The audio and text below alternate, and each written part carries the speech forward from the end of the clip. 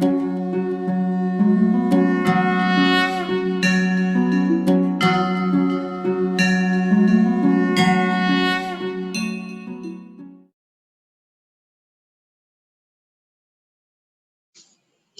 friends.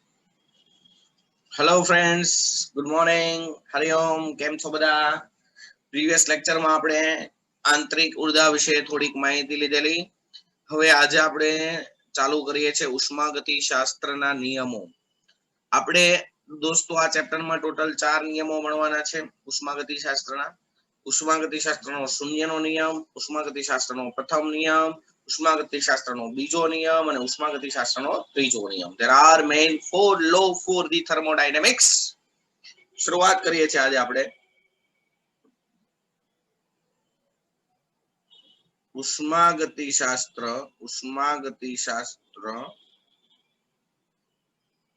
પછી આને આપણે ઉમાગશા કહેશું શોર્ટમાં.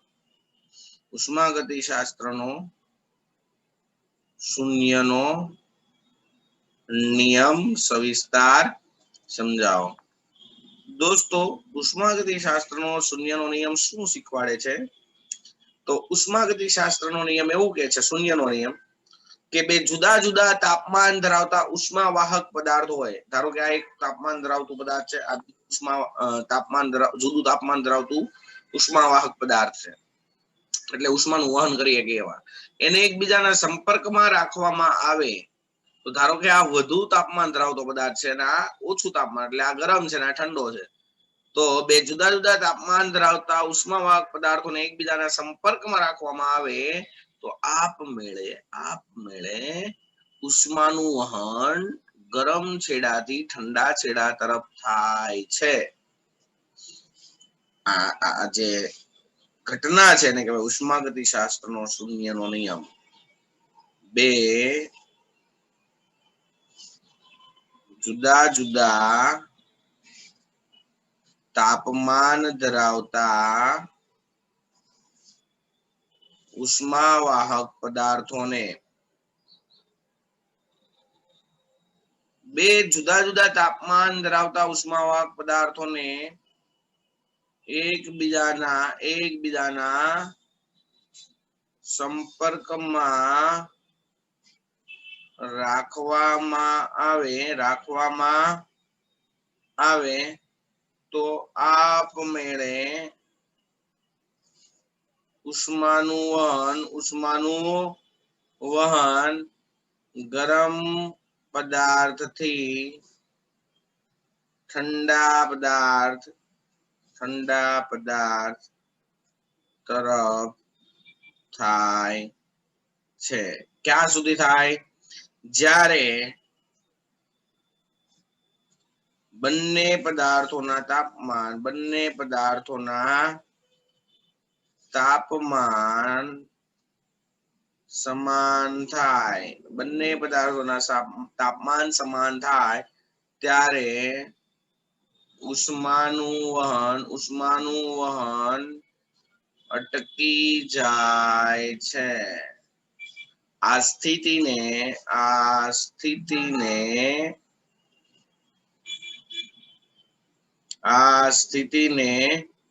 ઉષ્મીય સંતુલનની સ્થિતિ કહે છે. અને દોસ્તો ઉષ્મીય સંતુલનની સ્થિતિને જ the zeroth law of thermodynamics કહે છે, જેને ઉષ્માગતિ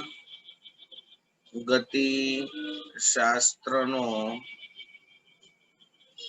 શૂન્યનો નિયમ કહે છે. એટલે ઉષ્માગતિ શાસ્ત્રનો શૂન્યનો નિયમ છે એ તાપમાન સંતુલન અથવા ઉષ્મીય સંતુલન સમજાવે છે. ઉષ્માગતિ શાસ્ત્રનો શૂન્યનો નિયમ શું સમજાવે છે? તાપમાન સંતુલન અથવા ઉષ્મીય સંતુલનની સ્થિતિ સમજાવે છે. એની પ્રોબ્લેમ? દોસ્તો તાવ માપક થર્મોમીટર છે એ ઉષ્માગતિ શાસ્ત્રના શૂન્યના નિયમ પ્રમાણે કાર્ય કરે છે. ઉદાહરણ તરીકે તાવ માપક थर्मोमीटर ताव मापक थर्मोमीटर क्या नियमना अनुसंधाનમાં કાર્ય કરે છે ઉષ્માગતિશાસ્ત્રનો પ્રથમ દ્વિતીય તૃતીય કે 0 તો યાદ રાખજો તાવ માપક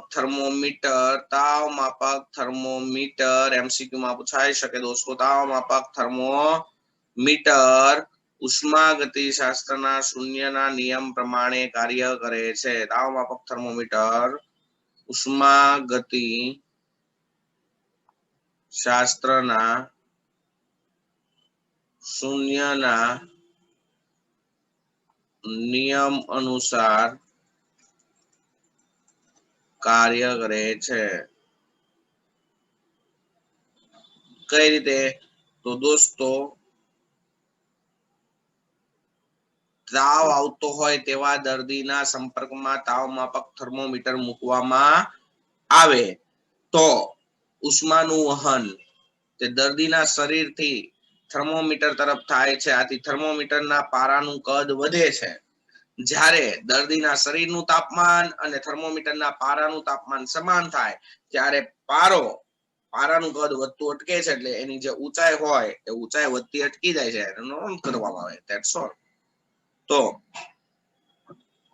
તાવ આવતા દર્દીના શરીરના સંપર્કમાં ताव आवता दर्दीना शरीरना संपर्कमां ताव मापक थर्मोमीटर मुकता आपमेळे उष्मानुं वहन दर्दीना शरीरथी थर्मोमीटर ना पारा तरफ थाय छे आथी पारानुं कद आरे आरे हुं थाय ऊंचाई वधे छे ज्यारे दर्दीना शरीरनुं तापमान अने थर्मोमीटरना पारानुं तापमान ज्यारे दर्दीना शरीरनुं तापमान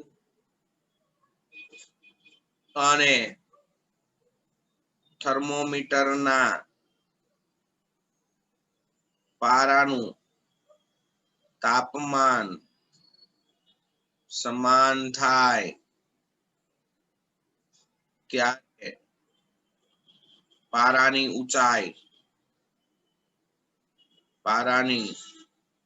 ऊंचाई स्थगित थाय छे जेने नोंधवामां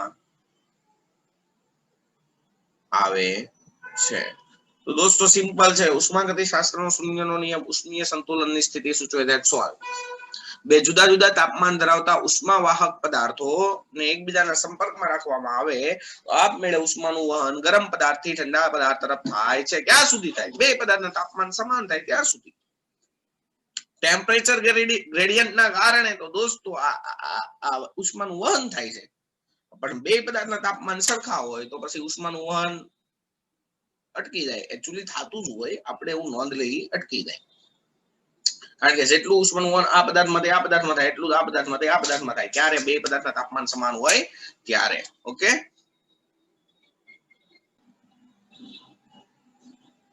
चलो दोस्तों ત્યારબાદ હવે આપણે લોકો ભણીએ છીએ ઉષ્માગતિશાસ્ત્રનો પ્રથમ નિયમ સવિસ્તાર સમજાવો 3 अथवा 4 ગુણમાં આપણે પૂછાઈ શકે એક્ઝામમાં આમાંથી जी नीट में पण क्वेश्चन पूछाई सके कई रीतना पूछाय एनी वात आपणे करशुं पहला आखी थियरी कंप्लीट भणी जाइए उष्मागतिशास्त्र नो प्रथम नियम ओके चलो उष्मागतिशास्त्रનો प्रथम नियम कई रीते लखाय साहेब के उष्मागतिशास्त्रનો प्रथम नियम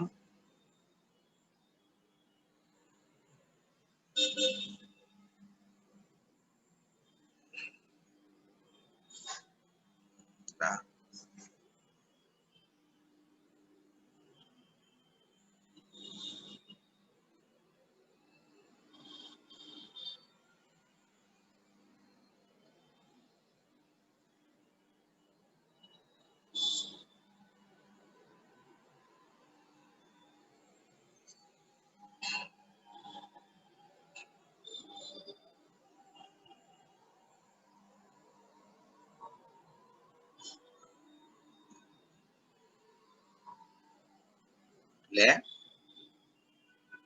नहीं मेळावे ले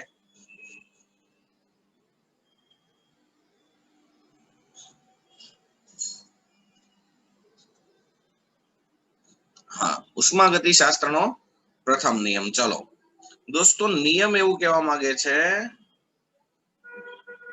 કે વિશ્વમાં ઉર્જાનો કુલ જથ્થો અચળ હોય છે વિશ્વમાં ઉર્જાનો કુલ જથ્થો અચળ હોય છે અથવા તો અચળ રહે છે વિશ્વમાં ઉર્જાનો કુલ જથ્થો અચળ રહે છે અને બીજી રીતે લખવું તો આમ લખી શકાય કે કોઈ પણ પ્રક્રિયા દરમિયાન ઉર્જાનું સર્જન કે વિનાશ શક્ય નથી માત્ર તેનું એક અવસ્થામાંથી બીજી અવસ્થામાં રૂપાંતરણ થાય છે વિશ્વમાં ઉર્જાનો કુલ જથ્થો અચળ રહે છે ઉર્જાનું સર્જન કે વિનાશ શક્ય નથી ઉર્જાનું સર્જન કે વિનાશ શક્ય નથી માત્ર તેનું એક સ્વરૂપમાંથી અન્ય સ્વરૂપમાં રૂપાંતરણ થાય છે કોઈ પણ ધારો કે 500 કિલો ઉર્જા હોય તો પછી 300 થઈ જાય એનો મતલબ 200 કઈ ખૂટી નથી ગઈ એ અન્ય સ્વરૂપે વેડફાઈ ગઈ હોય એટલે વિશ્વમાં ઉર્જાનો કુલ જથ્થો અચળ રહે ઉર્જાનું સર્જન કે વિનાશ શક્ય જ નથી તે માત્ર તેનું એક સ્વરૂપમાંથી બીજા સ્વરૂપમાં રૂપાંતરણ થાય બરાબર આમ ઉષ્માગતિ શાસ્ત્રના નિયમ પ્રથમ નિયમને ઉર્જા સંચયનો નિયમ અથવા ઉર્જા સંરક્ષણનો નિયમ પણ કહેવાય છે law of conservation of energy ઉષ્માગતિ શાસ્ત્રના પ્રથમ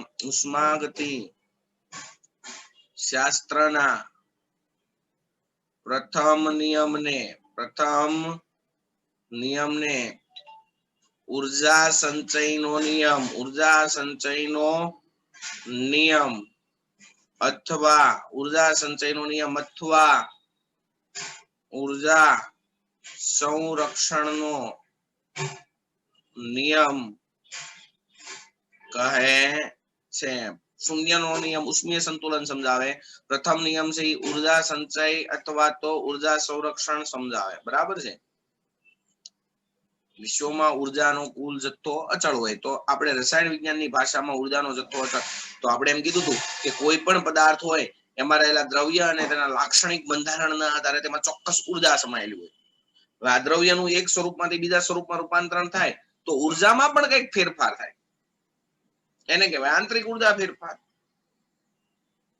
આ પદાર્થ છે આના દ્રવ્ય અને એના બંધારણના આધારે આમાં જે ઉર્જા હોય એને કહેવાય આંતરિક ઉર્જા હવે આ દ્રવ્યનું બંધારણ બદલી નાખવું બીજો દ્રવ્ય બની જાય તો ઈ દ્રવ્ય બીજા દ્રવ્યની ઉર્જા બદલાઈ જાય એને કહેવાય ઈ દ્રવ્યની આંતરિક ઉર્જા તો આ જે ઉર્જામાં ફેરફાર થયો એને કહેવાય આંતરિક ઉર્જામાં ફેરફાર ઈ ફેરફાર કેટલો હોય તો કે ઈ ઉર્જા ગઈ કે આ એક સ્વરૂપમાંથી બીજા સ્વરૂપમાં ફેરવવા માટે જે કાર્ય થયું એ કાર્યમાં ગઈ આ દરમિયાન કેટલીક ઉષ્મા સ્વરૂપે વ્યય પામી હોય અથવા મેળવાણી હોય તો જે કાંઈ પણ આંતરિક ઉર્જામાં ફેરફાર થયો એ બે સ્વરૂપે થાય એક ઉષ્મા અને કાર્ય બરાબર છે તો દોસ્તો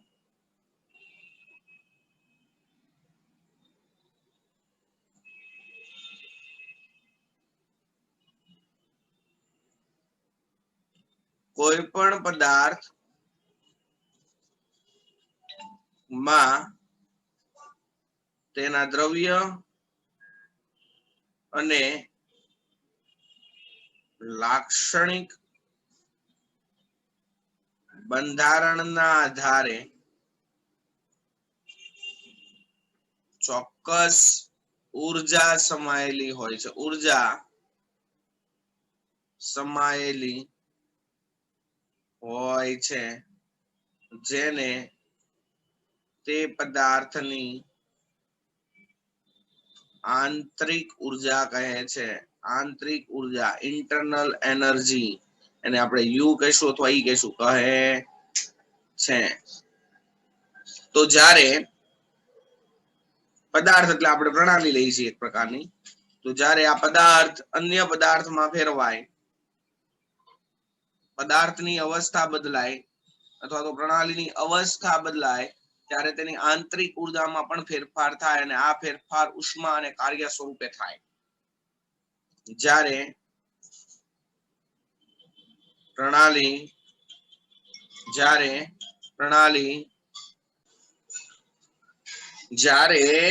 પ્રણાલીનું એક અવસ્થામાંથી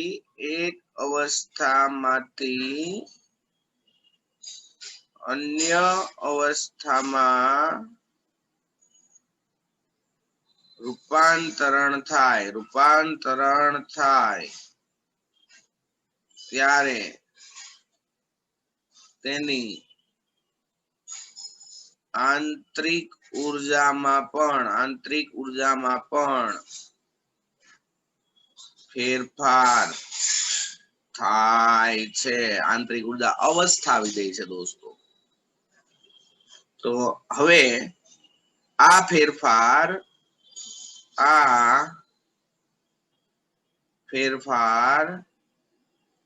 ઉષ્મા અને કાર્ય સ્વરૂપે થાય કે ભાઈ પ્રણાલી ઉષ્મા મેળવે અથવા ગુમાવે, પ્રણાલી પર કાર્ય થાય કે પ્રણાલી દ્વારા કાર્ય થાય. બરાબર છે.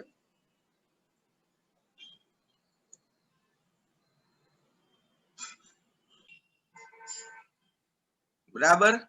હવે આપણે લોકો ભણીએ છીએ ઉષ્માગતિશાસ્ત્રના પ્રથમ નિયમનું સંજ્ઞારૂપ સમીકરણ, સંજ્ઞારૂપ સ્વરૂપ, અને પછી ભણશું આપણે ગાણિતીય સ્વરૂપ. ગાણિતીય સ્વરૂપમાં એ જે સંજ્ઞારૂપ સ્વરૂપ હોય એમાંથી એની વેલ્યુ કઈ રીતે મૂકવાની એની વાત કરવાની હોય. તો હવે હું તમને લોકોને ભણાવું છું ઉષ્માગતિશાસ્ત્રનું સંજ્ઞારૂપ સ્વરૂપ. ઓકે, ચાલો. ઉષ્માગશાનું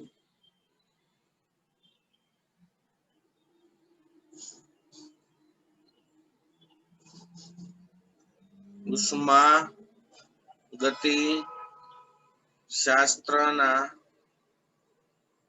પ્રથમ નિયમનું સંજ્ઞારૂપ સ્વરૂપ. દોસ્તો, આ ઉષ્માગતિશાસ્ત્રનો પ્રથમ નિયમ સવિસ્તાર છે, એમાં જ આવશે આ બધું. બરાબર છે. તો ધારો કે દોસ્તો પ્રણાલીની પ્રારંભિક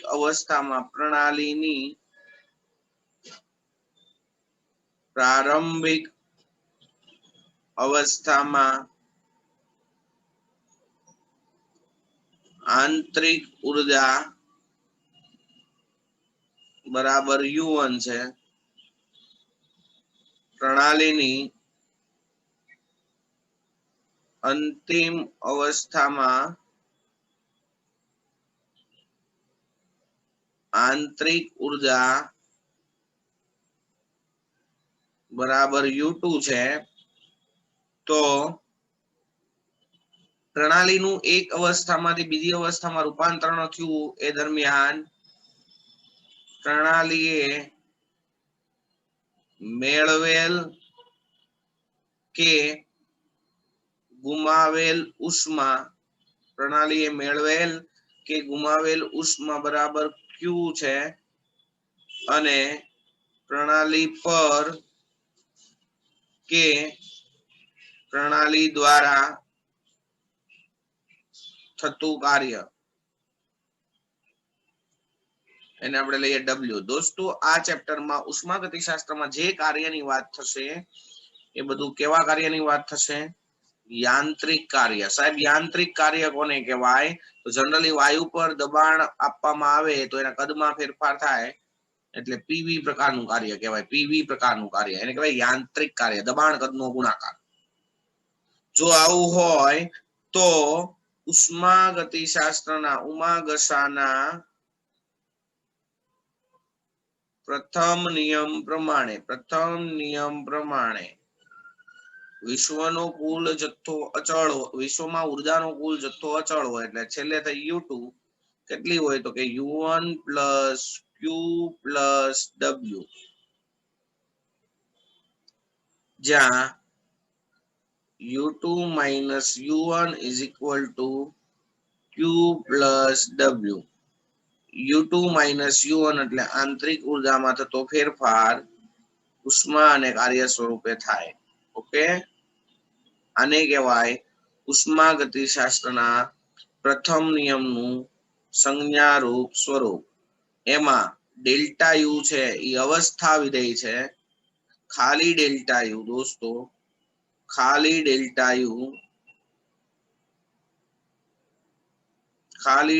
યુ છે, ડેલ્ટા વી દેખાઈ ગયો આપણને। ખાલી ડેલ્ટા યુ એ શું છે? અવસ્થા વિધેય, આંતરિક ઉર્જામાં થતો ફેરફાર। ક્યુ છે ને એ પ્રક્રમ કહેવાય, પ્રક્રમ। ડબલ્યુ પણ પ્રક્રમ, પણ ક્યુ પ્લસ ડબલ્યુ એટલે ડેલ્ટા યુ થઈ જાય અને ક્યુ પ્લસ ડબલ્યુ ને કહેવાય અવસ્થા વિધેય, અવસ્થા વિધેય। ખાલી ક્યુ ને કહેવાય પ્રક્રમ, પ્રક્રિયા। ખાલી ડબલ્યુ પણ શું સૂચવે? પ્રક્રમ।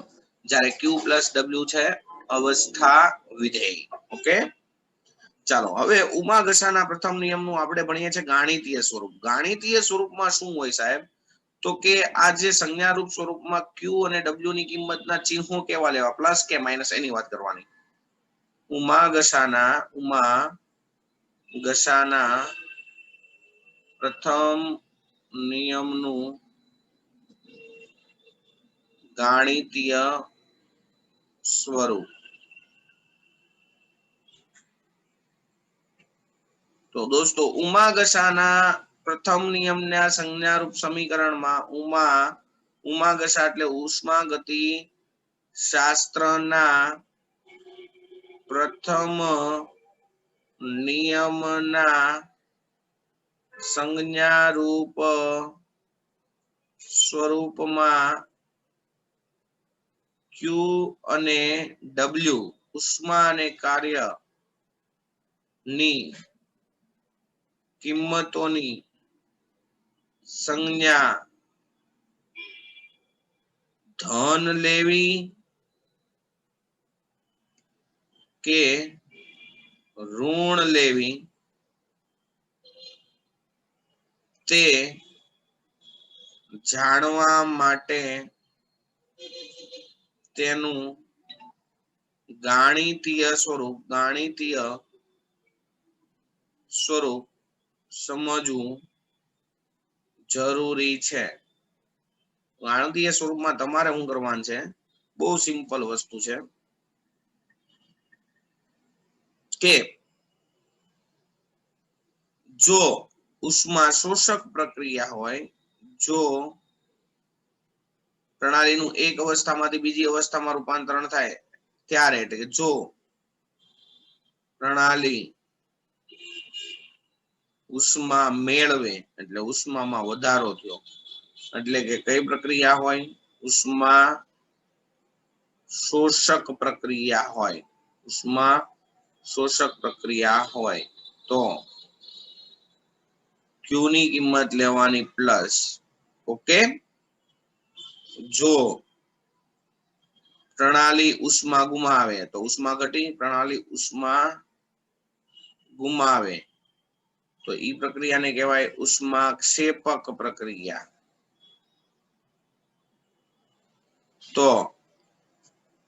તો મારા વાલા વિદ્યાર્થી મિત્રો ક્યુ ની કિંમત લેવાની નેગેટિવ। ओके ત્યારબાદ જો પ્રણાલી પર કાર્ય થાય, યાદ રાખજો, જો પ્રણાલી પર કાર્ય થાય, પ્રણાલી પર કાર્ય થાય તો પ્રણાલીના કદમાં ઘટાડો થાય. તો પ્રણાલીના કદમાં ઘટાડો થાય. ધારો કે પહેલા કદ v1 હોય પછી કદ v2 હોય તો આવું થાય, v1 is greater than v2. અને તો દોસ્તો w ની કિંમત પ્રણાલી પર કાર્ય થાય તો w ની સંજ્ઞા કેવી લેવાની? પોઝિટિવ. ત્યારે કદમાં શું થાય? ઘટાડો. ઓકે w પોઝિટિવ, w ની ગણતરી કરો, w ની કિંમત પોઝિટિવ મળે તો તમારે સમજવાનું પ્રણાલીના કદમાં શું થતું હશે? ઘટાડો. અને પ્રણાલીનું કદ ઘટે એટલે પ્રણાલી પર કાર્ય થતું હોય. અને જો પ્રણાલી દ્વારા કાર્ય થાય, પ્રણાલી દ્વારા કાર્ય થાય તો દોસ્તો એક્સપાન્શન, પ્રણાલી પોતે કાર્ય કરતી હોય તો વાયુ માટે લઈ તો વાયુનું કદ વધે. વાયુનું કદ ઓટોમેટિક વધે કે ઘટે? વધે. તો પ્રણાલી પોતે કાર્ય કરતી હોય તો પ્રણાલીનું કદ વધે, ત્યારે કાર્ય તમારે ધન લેવાનું. પણ વાયુનું કદ ઘટે ક્યારે? તમે પિસ્ટન વડે દબાવો. જો પ્રણાલી દ્વારા કાર્ય થાય તો પ્રણાલીના કદમાં વધારો થાય અને તો v1 is less than v2 હોય અને ત્યારે કાર્ય તમારે લોકોને લેવાનું કેવું? નેગેટિવ. કાર્ય કેવું લેવાનું? નેગેટિવ. એની પ્રોબ્લેમ? તો આ વાત થઈ ગઈ ઉષ્માગતિશાસ્ત્રનો પ્રથમ નિયમ, એનું સંજ્ઞારૂપ સ્વરૂપ અને એનું ગાણિતીય સ્વરૂપ. જો દોસ્તો